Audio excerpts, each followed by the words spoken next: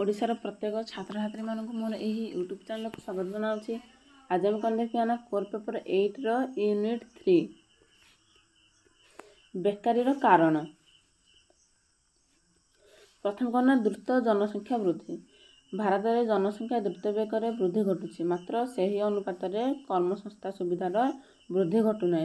कर्मसंस्था अभाव बेकारी वृद्धि घटुची। ग्रामांचल विशेष भाव कर्मसंस्थार अभाव देखा जाए। तापर कौन ना सीमित भूमि। भूमि प्रकृतिर एक अवदान, यह सर्वदा स्थिर। जनसंख्यार द्रुत वृद्धि घटुची, मात्र चाष जमीर वृद्धि घटुना। वर्धित जनसंख्या पाई भूमि यथेष्ट होना, फल भूमि उपर अधिक चाप पड़ुची, जहाँकि आर्थिक दृष्टि उत्तम नुहे।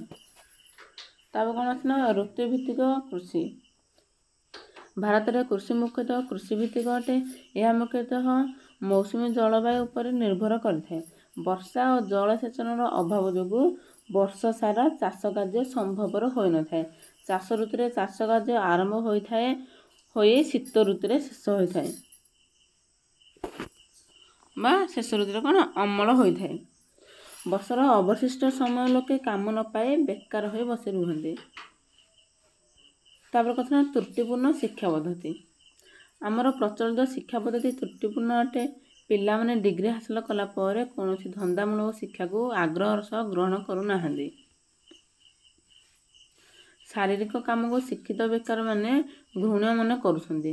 ग्राम्य युवक माने शिक्षा समाप्ति कला पर वृत्तिगत वृत्ति रे नियोजित हेबा पई द्विधा प्रकाश करुछंदी एवं सरकारी और बेसरकारी अनुष्ठान आदि रे ऑफिसर भाव नियुक्ति पाई उद्यम करुछंदी। प्रत्येक वर्ष हजार हजार शिक्षक युवक को कर्म नियोजित जोगाई देवा संभवपर हो न पारिबार बेकारी संख्या वृद्धि घटुची।